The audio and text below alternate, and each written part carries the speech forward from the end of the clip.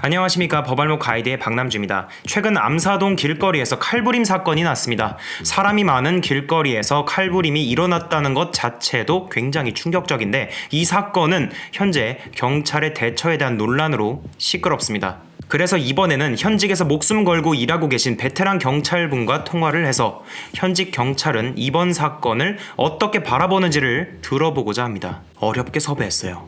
일단 통화를 하기 전에 이번 사건 내용에 대해서 간단하게 살펴보도록 하겠습니다.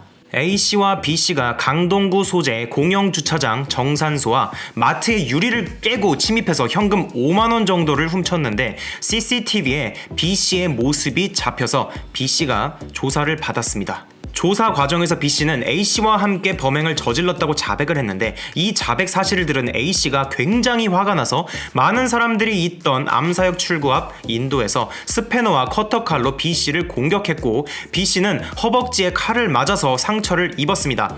이때 출동한 경찰들이 테이저건과 3단봉을 들고 제압하려 했고 이에 150m 정도를 도망친 B씨는 칼을 들고 저항하려다가 결국 잡혀서 수갑이 채워지고 사건은 일단 종료되었습니다.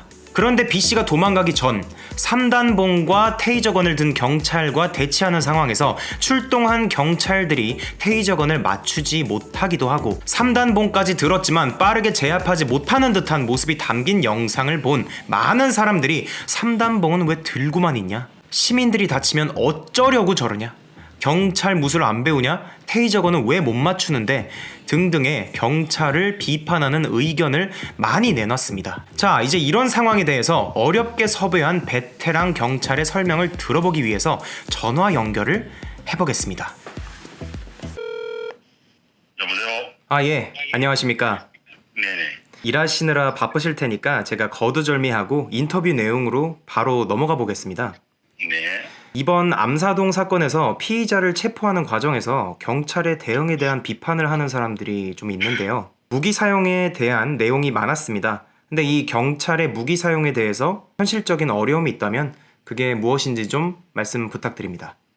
우리 경찰에서는 그 사용하는 무기와 장비는 그 매뉴얼과 관리 지침이 있습니다. 그러나 현장 상황 천차만별이기 때문에 출동한 경찰관이 현장 상황을 잘 판단해서 매뉴얼대로 무기나 장비를 사용하고 있는데 그 범죄 현장은 순간적으로 판단해야 할 상황이 많고 현장 상황을 판단해서 그 적절한 조치를 취하는데도 당사자나 국민들은 그래도 그것은 아닌데 하면서 과잉 대응했다 또는 소극적으로 대응했다는 등 경찰관을 비난하고 질책하고 있어 경찰관들이 자신 있는 법 집행을 하지 못하는 경우가 있는 것 같습니다. 네.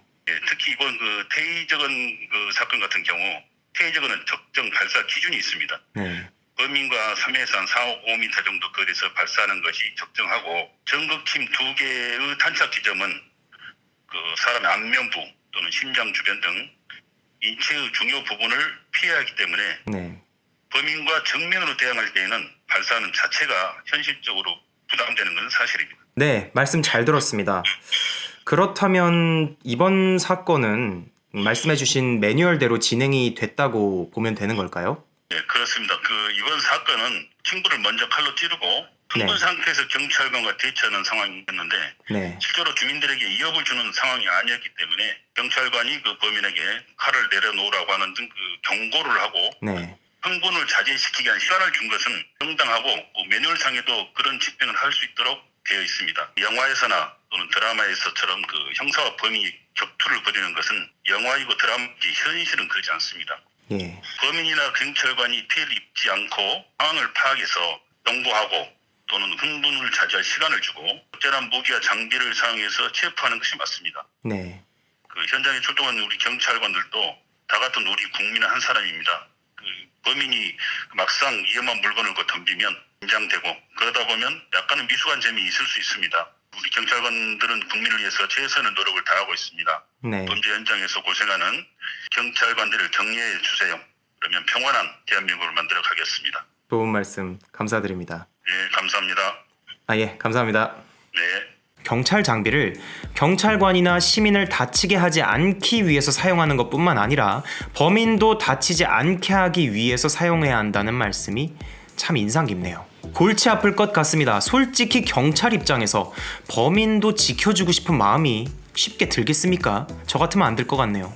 경찰 입장에서도 자신이 다칠 수도 있는 상황에서 무기를 사용하는 것이 범인 검거에 더 쉬운 방법일 것입니다. 어렵게 흉기를 버리도록 시간을 주고 혹시라도 테이저건이 얼굴이나 심장에 맞지는 않을까, 안 그래도 맞추기 힘든 테이저건을 움직이는 범인을 향해서 이리저리 조준하고 있는 것보다 그냥 얼굴이든 심장이든 막 가리지 않고 막 테이저건 쏴버리거나, 또는 멀리서 실탄 몇 발 쏴가지고 범인을 잡아버린다면 본인의 안전을 더 쉽게 지킬 수 있겠죠. 하지만 현실적으로 범인과 마주치는 순간 경찰이 자의적으로 판단해서 두드려 패서 잡아가거나 사람들이 많은데도 총기 발포를 해버린다면 국민들의 질타가 쏟아질 것도 분명하고, 길거리에 경찰이 보이는 순간 혹시라도 범인 잡기 위해서 발포한 총알에 맞지는 않을까 우리들은 두려워할 수밖에 없을 것입니다.